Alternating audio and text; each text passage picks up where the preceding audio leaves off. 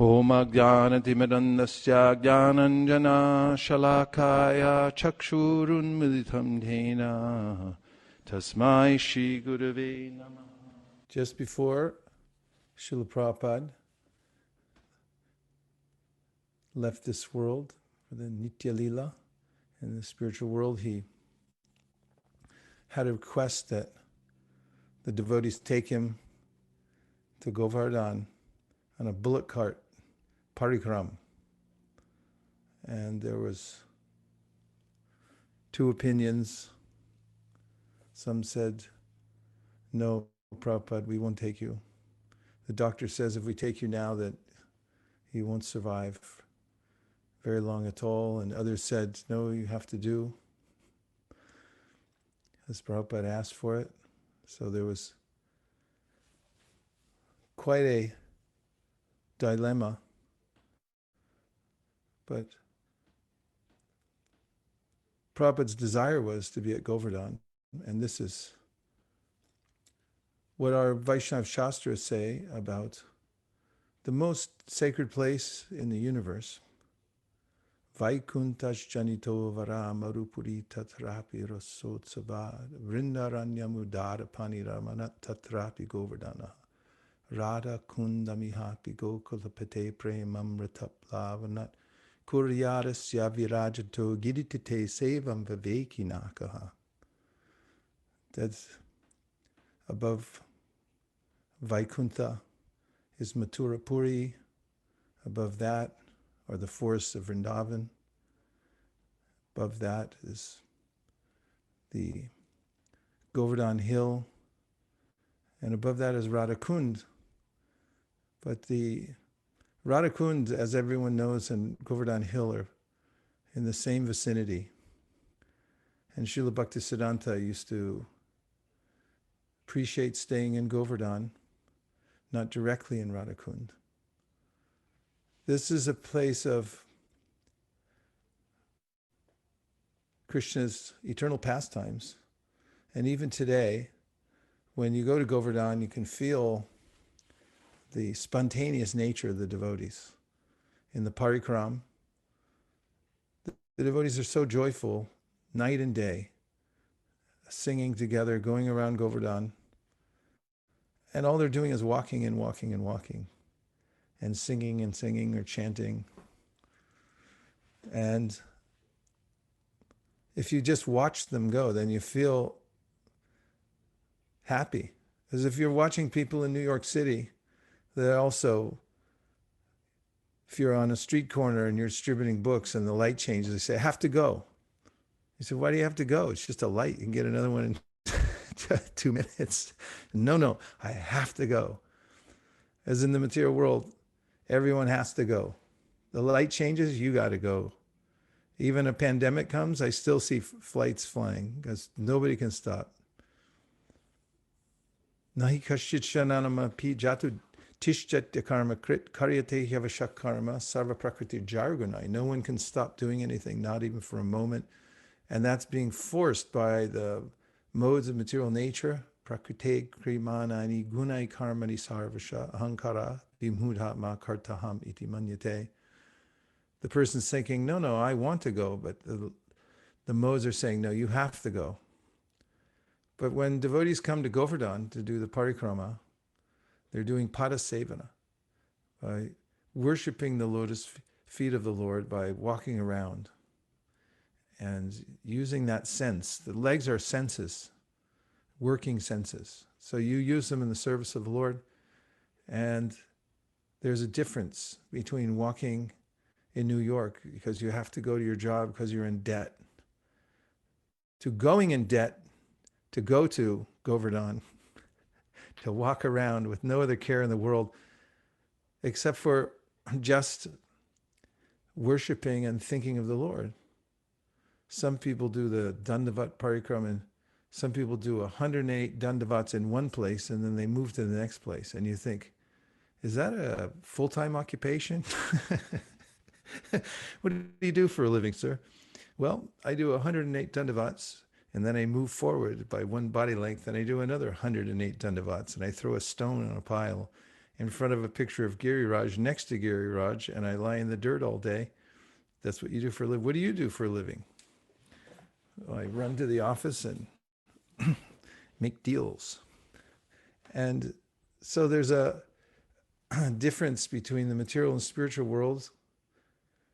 Those who know the difference, Yanisha Sarvabhutanam Tasyam Jagrati Samyami, there's an awareness in those who are awake that when I'm sleeping, then various samskars come out of my mind and they act in very odd and sometimes awkward ways in the sleep. And then as soon as I open my eyes in the morning, they recede back into my subtle body, my subconscious mind. They're all in there. And then when I'm so-called awake, I think that I'm moving around by my own will. But actually, it's still the samskars which are pushing me in one direction or another. And I make a construct of reality in this world. But there's nothing to really hold on to in this material world. Everything that's constructed by the mind will be dismantled again. But in the spiritual world, Krishna says, Parastasmatu bhavonyo vyakto vyaktat sanatana yaksak sarveshu bhuteshu nashyatsu navinashiti. When everything in this world is destroyed, in this material world, that place remains as it is. And including our concept of reality will be destroyed in this world. Still, that part remains as it is in the spiritual world. It's solid. It's always there. It's eternal. And Krishna's pastimes are going on there. So why do people come to Govardhana to worship the Lord, walk around? And why do people take stones from Govardhana Hill and then they do puja for them? They worship as if they're worshiping Krishna.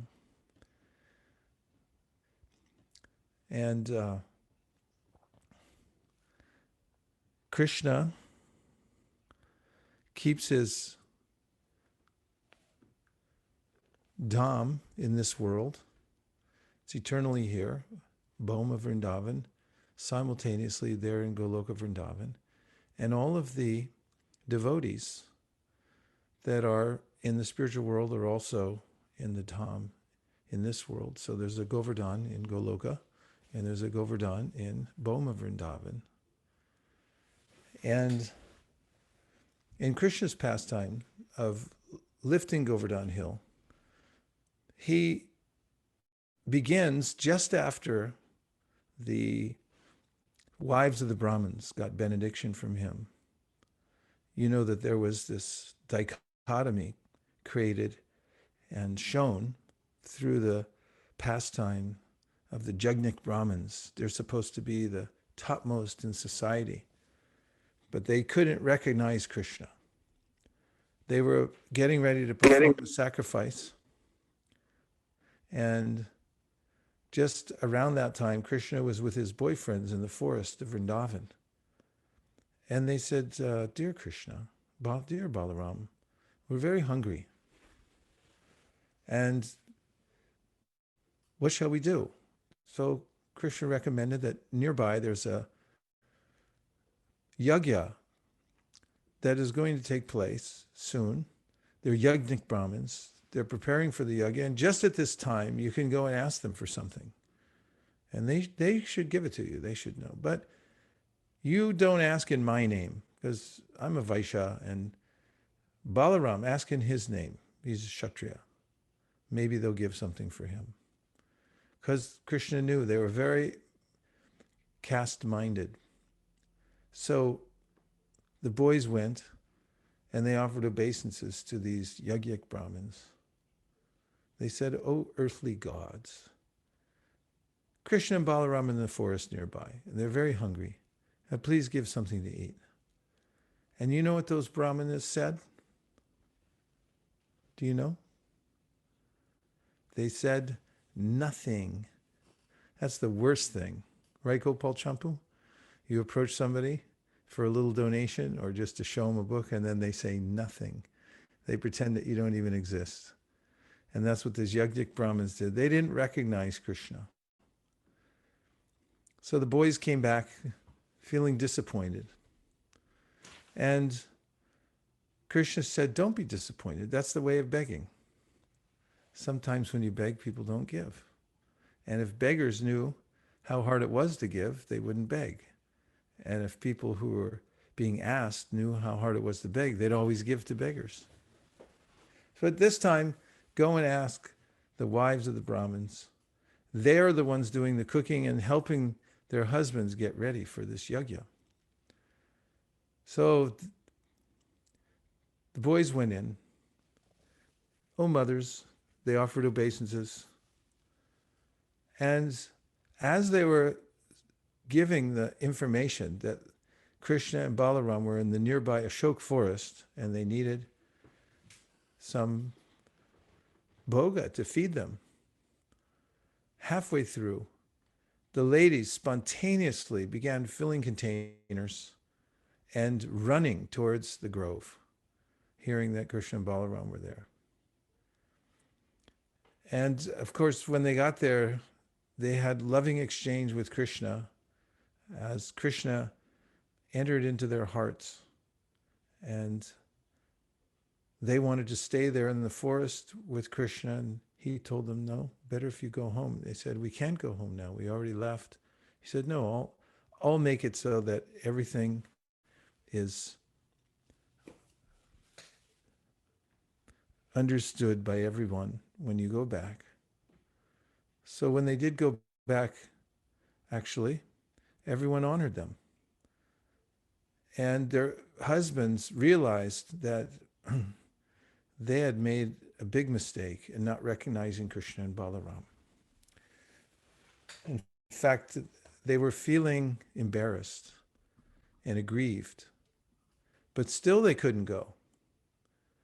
They still couldn't go to the forest for several reasons. One was they were afraid of Kamsa. Because at that time, Kamsa was persecuting everyone.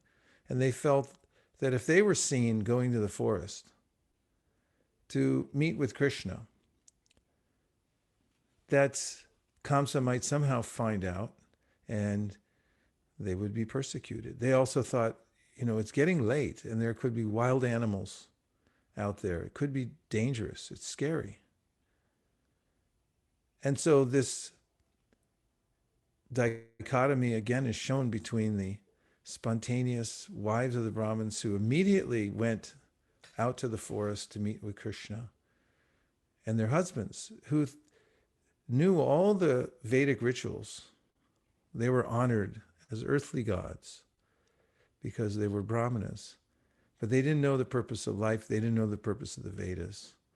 And even when they found out, then they didn't have the spiritual strength to actually go there and surrender to Krishna.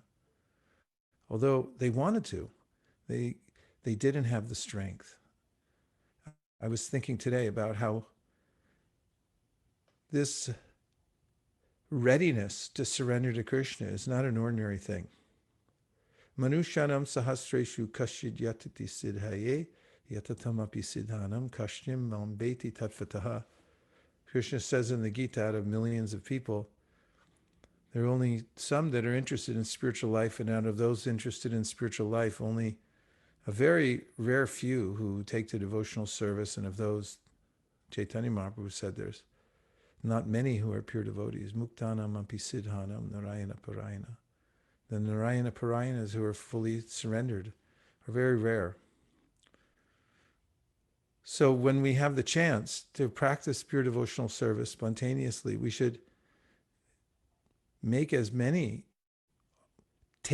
opportunities as possible to surrender when we can.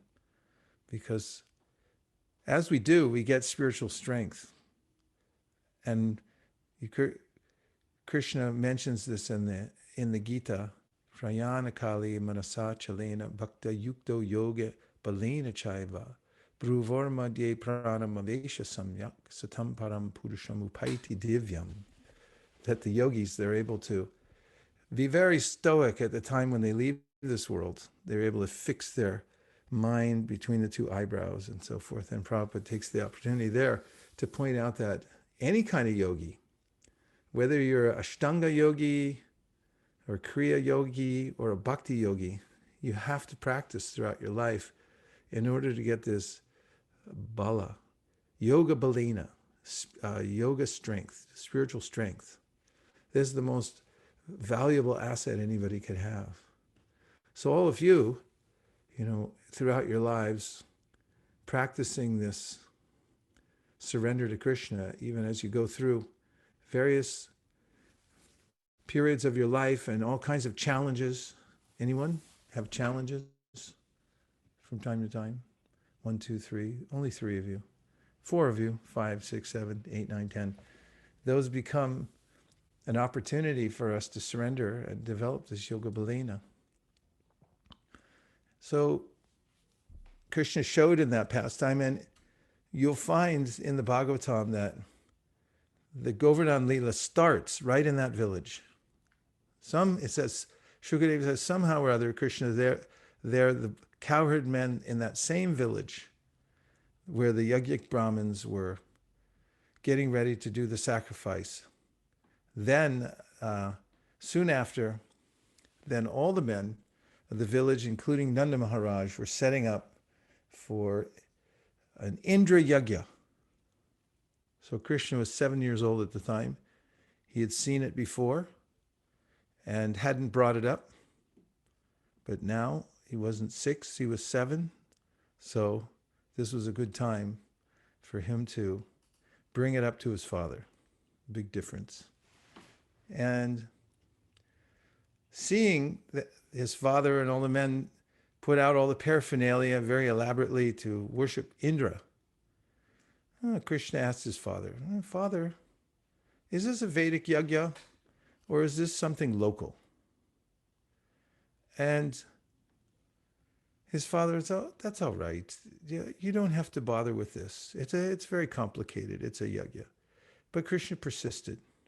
He said, no, amongst family members, and friends, we should tell these things. And you shouldn't hold back to explain this to me. If you think that I'm able to understand it, you please tell me. Is it Vedic or is it local? He said, well, son, Nanda Maharaj said to Krishna, this sacrifice has been going on for many generations here in our village. It's a local tradition. But we've been doing it so long, no one can remember when it started. And it's very important because Indra is the source of our livelihood. He's the one who sends the clouds, and the clouds give the rain. And then from the rain, we're able to get crops to feed the cows. They get nice grasses. And the cows, everyone prospers. And Krishna said, well, worshiping a deva, it's not really that important because actually everything's going on by the force of karma. And even Indra, he's a deva. He's forced by his own karma to give, whether you worship him or not. This is how the whole universe works. Krishna began elaborately listing various tenets of the karma kanda idea. And now what he's doing, Shukadev, or Vishwanath Chakravarti Thakur reveals, he actually knows that Indra has become puffed up. He expects this worship now. After all, somebody gets a little respect and it becomes addicting. It happens sometimes. People get in a position of power, then their term is over somehow, and they just don't want to go. I'm not talking about any particular situation. It's general. Prabhupada mentions that politicians, even when they get to be old, they don't want to give it up. Living entities get attached to a little, they have a chip in the game somewhere here in this world, a little chip. And they want to hold on to it because what'll happen if I don't have my chip? So Indra, getting all this worship, he started thinking, well, I'm the supreme Ishwar. That's why those who are doing work of management have to be careful. The Ishvara Bhava, this mood that I am the controller, it can be very addicting. That I'm what makes the world go round. And that's what Krishna knew that Indra was thinking. So the reason Krishna started this conversation with his father was twofold. The first was that he wanted to purify Indra. This wasn't out of vengeance. Krishna's very kind. Hey Krishna, Karuna Sindhu, Dina Bandho Jagatpate. Krishna's so soft-hearted that he wanted to purify his devotee. Indra's a good devotee, but he got puffed up in his service. That's the first reason. Second reason is Krishna wanted to have intimate pastimes with all of his devotees in Vraj. The devotees are so attached to Krishna, and they're always praying to see him. In fact, one of the qualities of the devotees in Vrindavan is they're so attached to Krishna, if they don't see him even for a second, if he walks behind a tree when he's in the cow pasture and they can't see him for half a second, they become disturbed. And the gopis, as you know, prayed, "What kind of creator are you, Brahma? You made eyes that blink." So when we blink for that millisecond, we don't get to see Krishna. What kind of a dunce are you? What kind of creator do you think you are? This is how attached they are to Krishna. So they're always praying that, well, let me be with Krishna always. But Krishna has his schedule. He's on a tight schedule. He goes from his house to the pastures, and then pasturing ground, he comes home. He has an appointment with his mother who gives him a bath and then feeds him and puts him in nice pajamas, puts him in his bed, and then he sneaks out the window to be with his girlfriends at night. So he's always with some of the devotees, but at different times of the day or night. So he wanted to be with all the devotees. And this was the stage. This is the stage where Krishna is with all of his devotees at the same time. So Krishna convinced the cowherd men to take all the paraphernalia that they were going to use for Indra. I mean, this is a real insult. Indra saw it's that close, and all of a sudden it's like, nah, I don't think so. Krishna said, look at Govardhana. That's who you want to worship. Govardhana. He increases the nourishment of the cows. He gives grass and nice water, and there's fruits and flowers. He's the one who's supplying. You should take all this paraphernalia and use it to worship Govardhana. You have a yajna for Govardhana.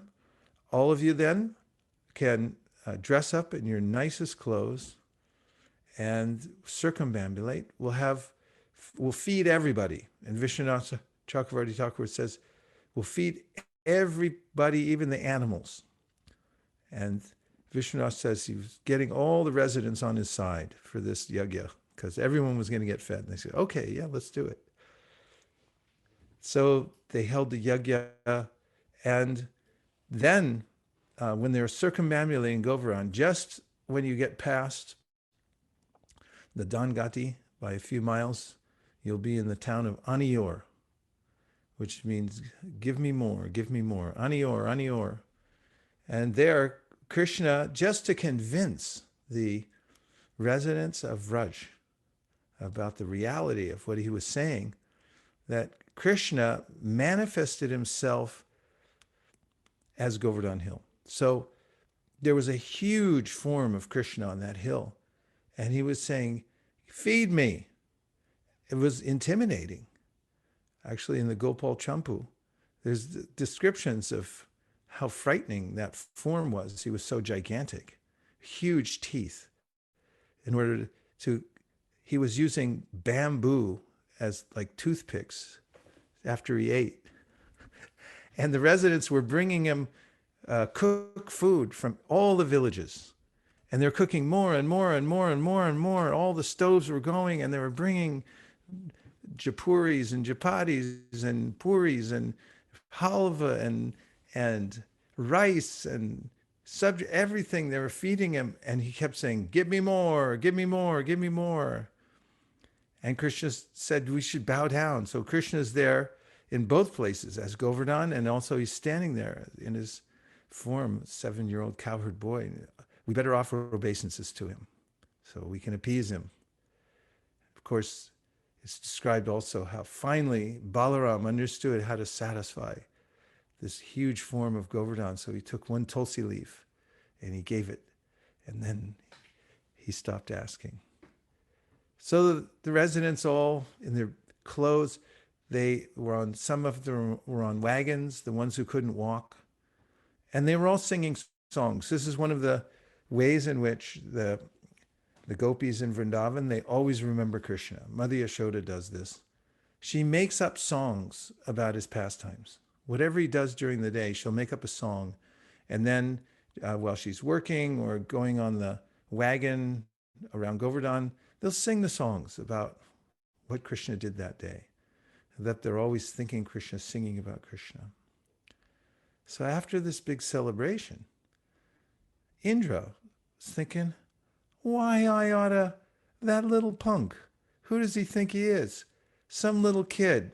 He talked him out of, I mean, it's really shocking when you're expecting some respect and then someone takes it away from you, especially when someone you think like, why that guy? Why he gets it?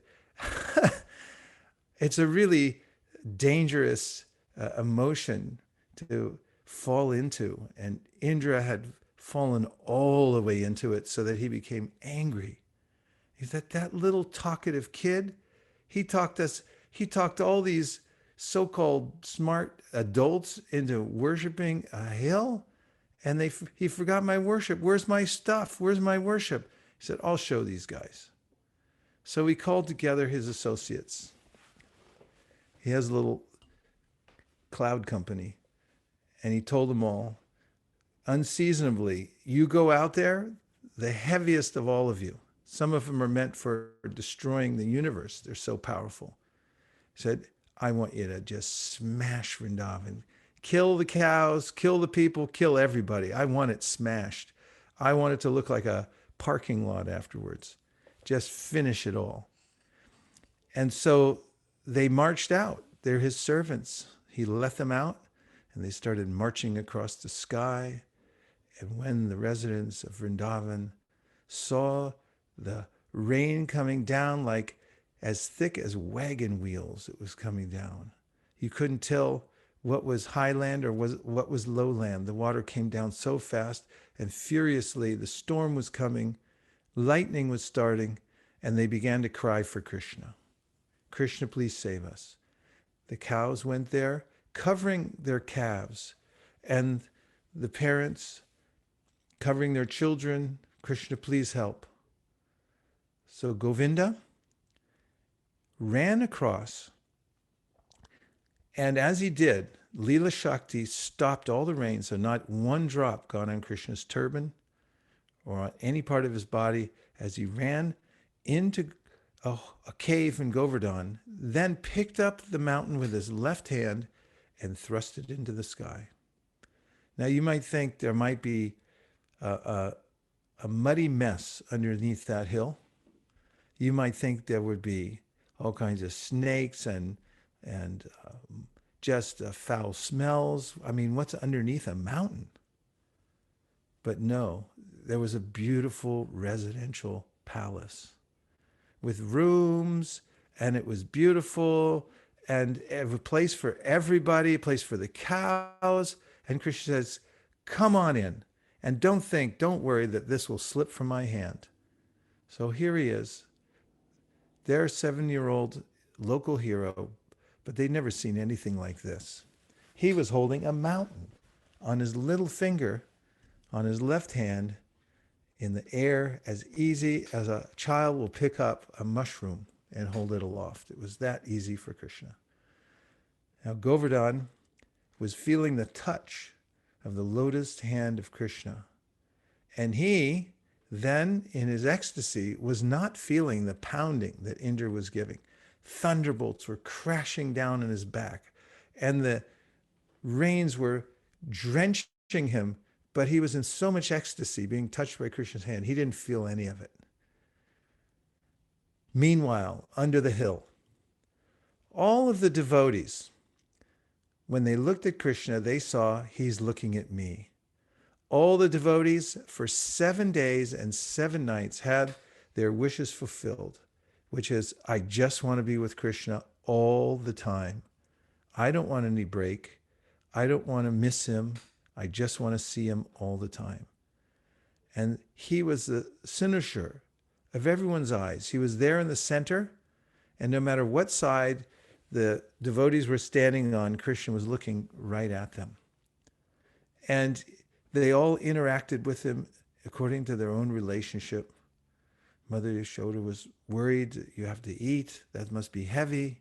Madhu Mangal was cracking jokes with Krishna, saying, hey, let me hold it for a little while. And the gopis were looking on, admiring Krishna, and Krishna, as it's mentioned in the Nectar Devotion, he was glancing at the gopis, and then because he was a little distracted by seeing them, the hill wobbled once, and everybody thought, oh no, he's going to drop it. But it was actually because he was distracted by his devotees' love for him. So this was a festival where they were all in ecstasy. Meanwhile, Indra was asking his scouts, so are they finished yet? And they come back and say, no, master, not even one drop has touched any of them. It hasn't done anything. And gradually, Indra began to understand the power of Krishna. And he came to his senses when he was eclipsed by the power of all omniscient, all powerful Krishna. And he realized he had made a big mistake. So he called back his clouds. And Krishna then asked everyone to go out from the hill. Said, it's dry now, you can go out. He put the hill back down and he came out. The residents of Vrindavan all came and greeted him. He was a local hero for 7 days, holding that Govardhana hill aloft. Some of them, according to their relationship, some would offer obeisances to him. Some of them who were in Vatsalya Ras, they would come and they were massaging his left hand and cracking his knuckles. Like, your hand okay after all that? You going to be all right?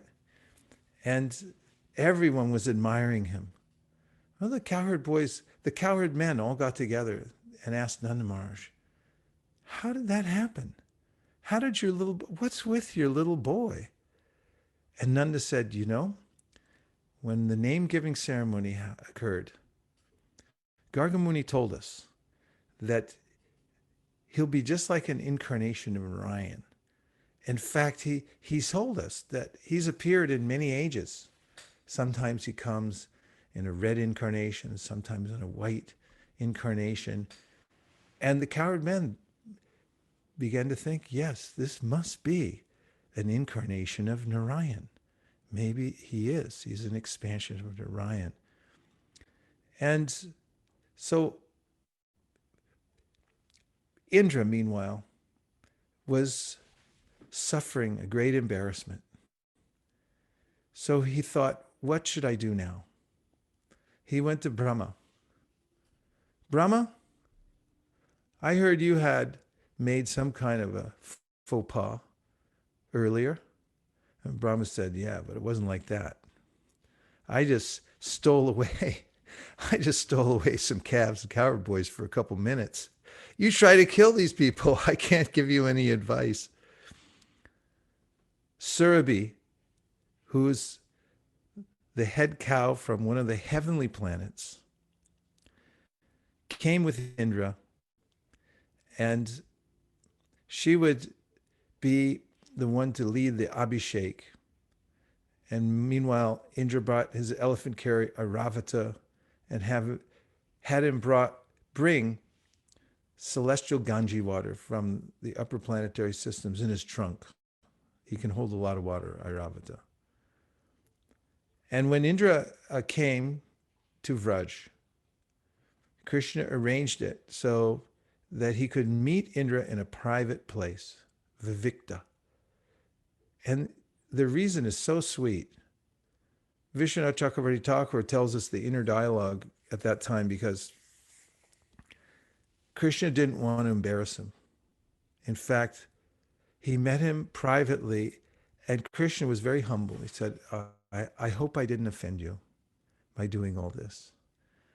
And Indra offered his prayers and apologies to Krishna, which interestingly enough, Vishwanath Chakravarti Thakur points out a couple times that must not have been 100% sincere, because even later on, Indra made another mistake with Krishna when he came to the heavenly planets. And his consort wanted to have a parijata. And Indra fought him in the heavenly planets again. Nonetheless, as sincerely as he could, he offered his prayers to Krishna and asked for forgiveness. There's a place there where he met him at Govinda Kund. And then there's another kund not too far from there called Surabhi Kund. And it's a place that is said you can go and ask for forgiveness. And this is one of the important moods in devotional service. Anutapa. Anutapa means the austerity or the heat you feel after you make a mistake. In fact, in the process of initiation, it's a 5-fold process for taking Diksha. Actually, it's described by Bhaktivinoda Thakur: Tapa, Pundra, Nama, Mantra, Yaga. So tapa means austerity. And what is that austerity? Well, previously, and still in some sampradayas, when you're getting ready for initiation, the tapa is they get a fire going and they put these brands in it. It's not like getting a tattoo. It's hot brands of the shankha and the chakra. And then they brand you on your arm. But the tapa, Bhaktivinoda Thakur explains, for those who are in the Gaudiya Vaishnava line, is anutap, which means you feel repentant. Like, why did I come here to the material world in the first place? Why have I been such an ass this whole time, like a donkey, stubbornly staying here in the material world? And you feel remorse. So that Surabhi Kund is a good place to go and remember, like, I've made such a blunder coming to the material world. This is one of the prerequisites for someone who advances in devotional service. Not to become neurotic about it, but we should have that in our heart. I feel a little bit of remorse that I've turned away from Krishna. So in that time, Krishna forgave Indra, told him to go back to his duty. He warned him about the destructive nature of pride. Don't become proud. Stay humble, he told him. And do your service. Go back and do your service. So then Indra and Surabhi, of course, Surabhi, when she offered her prayers, she said, your name is Govinda. That's when he got his name, Govinda. As you're the Lord of all the cows. And you're the Lord of all of us. This Indra, he's not really the king. You're the main person in the whole universe. Ishvara Parama Krishna, Govinda. The master of the senses, the master of the cows. You're our Indra. The Indra, Govinda. And then they gave him an abhishekam. So imagine this beautiful abhishek. So Surabhi's there. She's very mystically endowed, and so she put out unlimited milk to bathe Krishna. And Airavata, he had in his trunk all this celestial water from the Ganges, and bathed Lord Krishna. What a beautiful scene. And so now when we do these abhisheks, we see first, for apparently no reason at all, the devotees go into ecstasy. As you see Krishna being bathed on these holy days, you just become happy, right? It's inexplicable. So there it was, right at Govardhan, bathing from Surabhi and Airavata, and all that water. There was so much of it. It went all around Govardhan Hill, and it formed those different kunds. I was talking to my friend Keshav Bharti Maharaj this morning, and we were just reminiscing. And I mean, we are really feeling blue today because for the last 19 years, we've been at Govardhan for the Govardhan Puja. And we were talking about the old days. And many moons ago, he did a yagya where he went around and he bathed in every single kund. It took him almost 24 hours. He chanted many, many rounds, took a bath in every single kund, going around there and prayed at each one of them.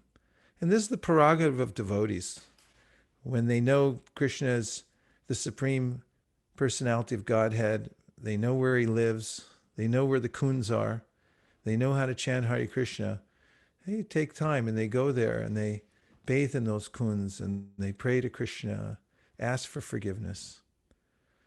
And this is one of the most powerful places where devotees come and ask for forgiveness and worship Krishna and remember him. So then the Indra went back to his kingdom, Surabhi went back. And this Govardhan pastime has become one of the most important of all pastimes for the Gaudiya Vaishnavas to remember. How Krishna reciprocates with his pure devotees. If you have a desire to be with Krishna, he'll find a way that you can be with him, that you'll be able to see him. First song I remember I heard attracted me to the Maha Mantra was George Harrison. It was a song called My Sweet Lord. I was driving with my mother back from a music lesson in Berkeley, coming through the Caldecott Tunnel. And we were coming down the hill, and that song was a hit on the radio. We had the radio on. And he was singing, My Sweet Lord. And he was saying, I really want to see you. I really want to be with you. And I was thinking, wow.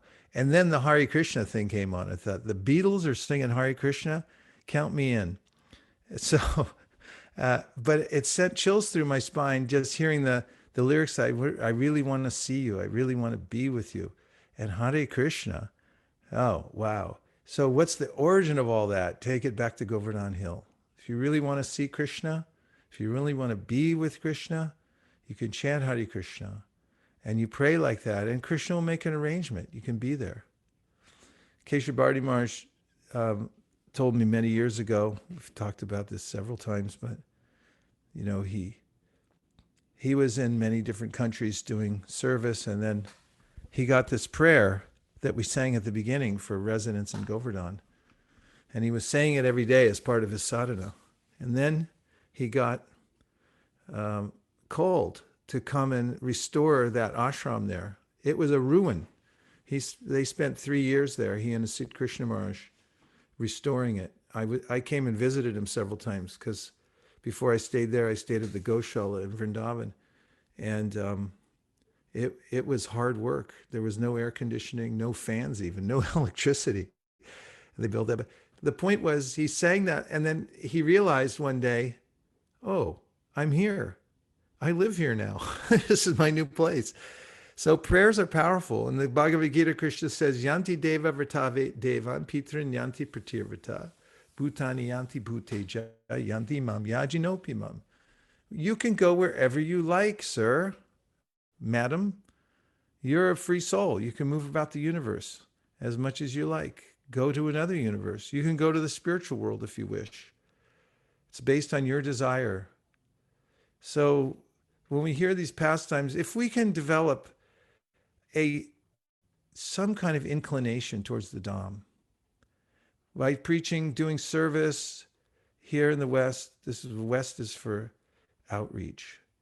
And then go to the Dham and just walk to these places, lie on the ground and pray. Feel the warmth of the Vrindavan ground underneath and walk and just walk and see the parrots, listen to the sounds of Vrindavan. Even at night, you can hear people going around Govardhana all night long, singing out Jai Giriraj. And all that vibration, it goes in and if you could get one twinge, a little twinge that, wow, this is sweet. You feel that sweetness. This is the perfection of life. And if a tear can come to your eye sometime, you're sitting chanting your rounds and you're feeling, oh, I miss the Dham. I wish I could be there.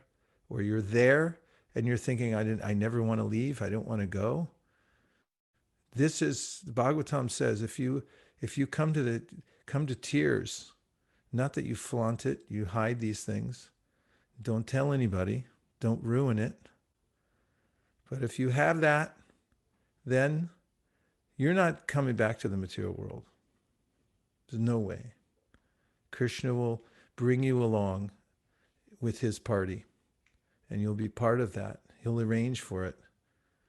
If you're not ready yet, he'll put you in a place where you can get ready. But we're not coming back to this material world. No more stupid elections.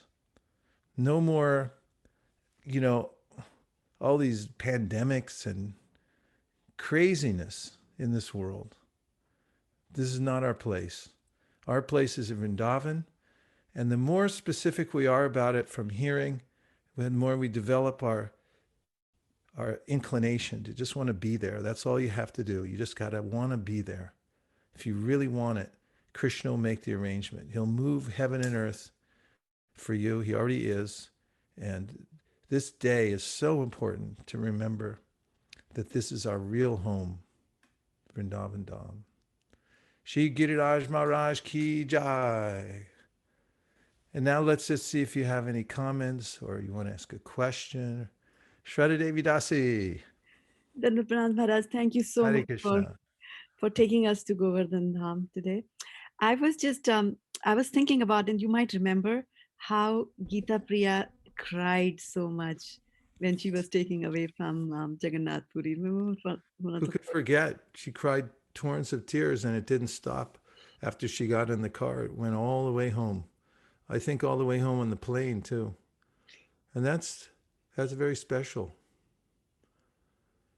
yeah, I was There's thinking some things that, it's the spiritual world and there's something that awakens in the heart where, wow, it's inexplicable, but it awakens it awakens that feeling in the heart of missing Krishna and wanting to be there. And this is the power of bhakti. The kind of sadhana that we do is we're always putting ourselves in association with the pure devotees, like Tulsi Devi. All of you grew up worshiping Tulsi Devi, but I remember the first time I walked into the San Francisco temple. It was all white. It used to be a funeral parlor. It's actually a very ornate, beautiful place. But in the temple room, there's such a beautiful temple room, all white. All the pictures really stood out, and the deities so effulgent. And then there was a big skylight in the roof, and the sun would come in. And by the time when we did Tulsi Puja, and it was just such a joyful celebration going around Tulsi. Something like, wow, this is bliss. All the activities of bhakti are bliss. Bhakti sings about it. Shuddha bhakata chararininu bhajana nukula. He goes on and on. It's like all these activities. So all of them are, going to the Dham, going to Lord Chaitanya's places, all these we're just keeping ourselves close to the spiritual world. And then what it does is it's like starting a car. When the car stalls, no, you don't know, because this is back in the carburetor days. But when the cars, kids, used to have carburetors inside, and the car would die, you had to push it. I remember in high school, we always had, kids had junky cars, so they'd stall all the time. and you'd have to push it. You know, three of us would get out and push it really fast, and then someone would pop the clutch and bloom, bloom, bloom, bloom, and start up again. So in the same way, you know, our bhakti is there dormant. Nitya Siddha Krishna Prema Sadhya Kabunoi Shravanadi Shuddha Chitti Kara Udoy. And by this going to the Dhams, worshiping Tulsi Devi, seeing the deity, chanting Hare Krishna, taking Charnamrita, ringing the bell, offering obeisances, all these things. It's like pushing the car, and then it wakes up. And if you feel that, oh, I think I just felt something, that's real. It's the awakening of that natural love we have for Krishna in our hearts. Hare Thanks, Krishna Radha. Prabhu. Yes, Gandharvika. I just thought about another point that Madhavananda Prabhu made when he came here last night about Giriraj. He was saying that Giriraj gives all the minerals and the grass for the cows and everything.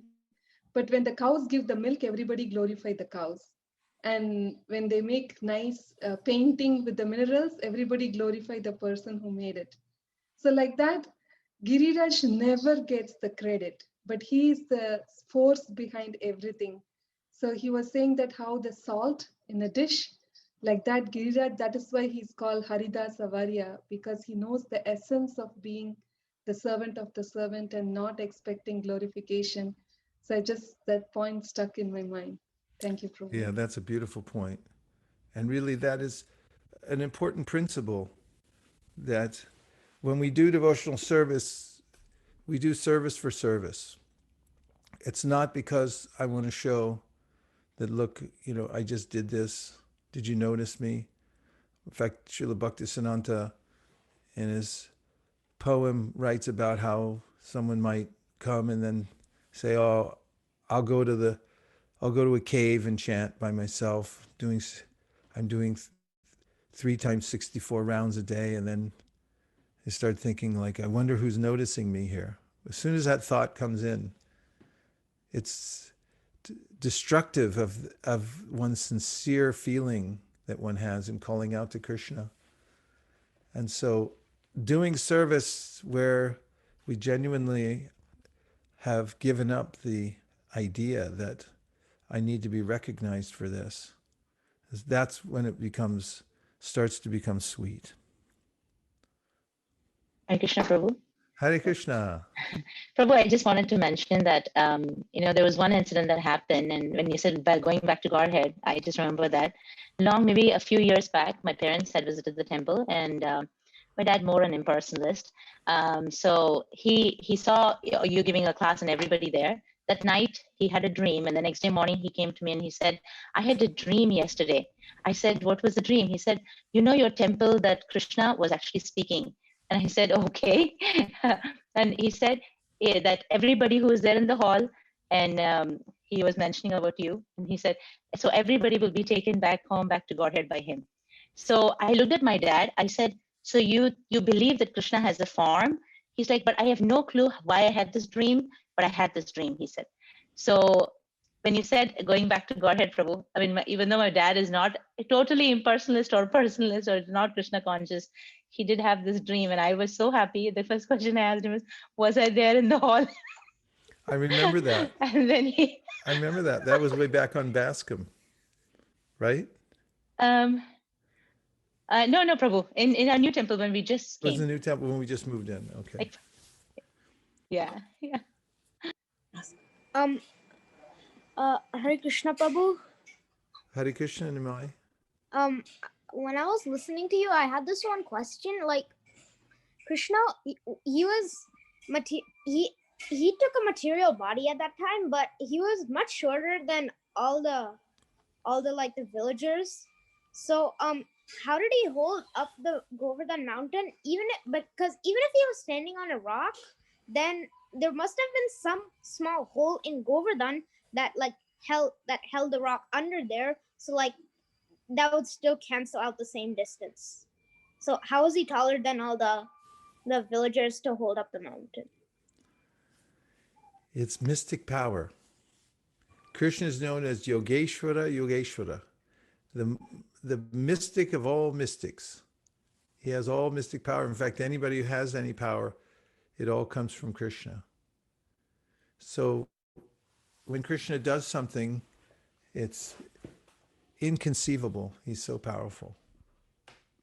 It's not something that you can calculate with a ruler. In fact, there's many stories like when when Jarasandha attacked and Kalyavana came at the same time to attack Krishna. Krishna was walking away from the fight, and Kalyavana chased him from behind because he wanted to fight with Krishna. And although Krishna was walking slowly at an even pace, Kalyavana was running as fast as he could. He couldn't catch up to Krishna because Krishna is the supreme mystic. And you remember, Nimai, when Yashoda was trying to tie Krishna with ropes? How every time she'd add more rope to tie him up around his waist, that it was how many inches too short? By 2 inches. Yeah. And then she put more. Even she took ribbon from her hair, and she was getting the rope from neighbors, everyone tying it together. Was still 2 inches too short because Krishna's got mystic powers. So he can do all kinds of things. That's why Sri Upanishad says the Supreme Lord walks and does not walk. He's far away, but he's very near as well. He's within everything, and yet He is without him. he's outside of everything. Yeah. Yeah, see, so that's a description of, mystic, the supreme mystic power that he has, that he can be all places at once and still have his individual existence somewhere else.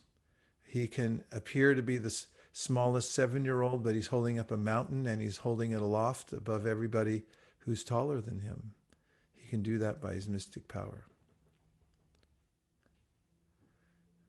Okay. Yeah. Thank you. You're somewhat satisfied by that answer. Somewhat. 7 out of 10. 7 out of 10. Right? 8. 8 out of 10. Okay. Hare Yes, Krishna, Gopal Guru Maharaj. Champu. Hare Krishna. Hare Krishna. So, I was just, as you was describing, the residents of Vrindavan worshiping Krishna in the form of Govardhana. I was just remembering 4 years ago, just, how devotees have such elaborate celebrations. My grandmother had come to the Brooklyn temple because she wanted to see me. So it happened to be Govardhana Puja that day. And so as, the devotees were circumambulating the hill, she had run in to get the sweets. And then she came in and told me afterwards, she said, "You know what? You can tell your authorities, they really know how to worship God." That's sweet. That's really sweet. Yeah, I was thinking the same thing a few years ago when I got to the Dallas temple, and I'd been traveling at night, and I got in there, Mangal Artik, it was still dark, and then I started realizing how Krishna consciousness, it's really about satisfying Krishna's senses, and he only likes good stuff. And you can keep giving him more and more, and there's an overflow of the sweetest smells, the best food, the best music, dancing, everything, all the time. And it's like a huge festival. And we just get the overflow from, Krishna's enjoyment. And it's very powerful when somebody comes in and sees that. I mean, do you remember the first time that you walked into a Hare Krishna temple? Yeah, the incense, flowers, Srila Prabhupada sitting there, it's just like, it's a festival for the eyes. Yeah, it's really powerful. And at Govardhan, just that, like on Govardhan Puja Day, the thousands and thousands of people every hour going by there. We set up a book table sometimes during the Kartik season, right outside during the busy days. There's, what's his name? The doctor from Columbus. Prema Vilas Kumar. Yeah, Prema Vilas Prabhu. He was really enthusiastic for setting up a book table just outside our ashram. So, we were doing book distribution out there. But the people who come there to Govardhan from these villages all over India, they're so simple-hearted and just such brilliantly effulgent devotees, They're so happy to be here at Giriraj. So they saw Prema Vilas there. He's, he looks like some kind of avatar. He's really tall and super bright and enthusiastic. And so he was there selling books, and whole villages would come up because they all come together on Parikram. So he would talk to them about taking books, and they'd take books. And then they were so intrigued with him. They say, "You please come back to our village and be our guru." They wanted to bring him home. It's such a sweet, spontaneous place. You come back with us. Yeah, thank you for that memory. So all over the world, Govardhan Puja goes on now. Any other things? Guru Maharaj, I just wanted to add something what you just said. When last year, somehow I was able to visit with Ramananda Saka Prabhu the Barsana temple, and since we were waiting for some time for like 30 minutes, and we were chanting, and then I somehow start talking to the villagers, those who were there assembled. And after talking, the one guy, he called another one, then another one, then another one, then I was just talking, and then they all sat across me, and they were telling that nobody told us these things, Nobody told us about Radha or, Krishna's, whatever little understanding which you have, imparted to us, I was just glorifying. And they were like coming, like everybody was sitting across, and I was just thinking their heart is so simple, very clean. And that's what, when you speak about it, glorifying, they were telling that exactly, no, people, you should come to our area, and we're from far off, UP. So I just want to add that. Yeah, the mood there, our Vaishana, is same sweet mood, just spontaneous. The devotees want to see the deities, and they'll push you out of the way when the curtains open. That jolt of bhakti goes through your body. Very nice. Bhakti Rohit, you were going to say something. Hare Krishna, Guru Maharaj, Janat Pranam. Hare Krishna. I was just thinking that this Govardhan Leela, the entire thing was the world's first lockdown, where everyone's got together and we're just simply admiring Krishna for 7 days, 7 nights. And I was just thinking that in 2020, the same Govardhan Leela has manifested himself again, and Giriraj Govardhan has manifested himself as a Zoom room where everyone is in the same room and listening to Krishna Katha. So this is really fortunate. It's a boon, actually. You're getting some applause there. Yeah, that's nice. Narayanak parak sarve nakutaschana bhibyati swarga pavarga narakeshu apitulyarta darshina. As long as devotees can be with Krishna, they don't care where they are. In fact, they look for excuses that it can happen. And yeah, I like that a lot. It was the first lockdown. Lockdown under Govardhan Hill with Krishna. Okay. Yes? This is Sadhu Vrindavan Das. Oh, very good. Sadhu, where is your bass? Is it a bass clarinet or bass saxophone? It's a bass clarinet. It sounds really good. Thank When are you going to break that out for our kirtans? I'm learning it right now. I'm in like the first step, so probably Takes you a couple weeks to learn something, so we'll wait a little longer. All right, go ahead, Prabhu. So I had a realization about how Lord Krishna was so merciful to the Brajavasis, especially Mother Yashoda. She actually tied him up to the mortar, while yogis who have done penances for many years cannot even tie Krishna to their heart, and what to speak of tying him in person. And yeah, so I was thinking about how Mother Yashoda received so much mercy, that even Lord Brahma and Lord Shiva have not received as much mercy as Mother Yashoda has got from Lord Krishna. It's like Amrita that comes out of your little window there on the Zoom room every time you talk, Sadhu. Amrita. Thank you very much. Nachari Armarman, Nachari Armarman, Nachari Armarman, Nachari Armarman, hey, Nachari Armarman, Nachari Armarman, Nachari Armarman, Nachari Armarman,